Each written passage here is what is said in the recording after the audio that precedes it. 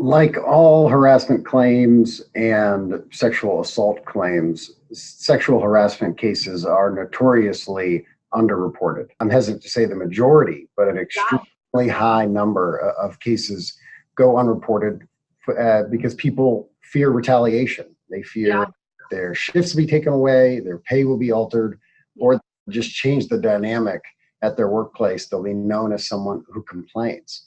And to a certain extent, the fear of the retaliation can really compound the work environment and make it the impactful, harassing atmosphere that you're trying to avoid in the first place. So one of the things I want to make sure that we impart on people today is not just to understand harassment, how to prevent it and how to address it, but also how to create a culture where people feel comfortable coming forward, because the sooner people address it and the more open they feel their workplace is really an underlying way to prevent harassment claims in the first place. So I look at all statistics I see federally from the EEOC and statewide in California here from the Department of Fair Employment and Housing as being far too low.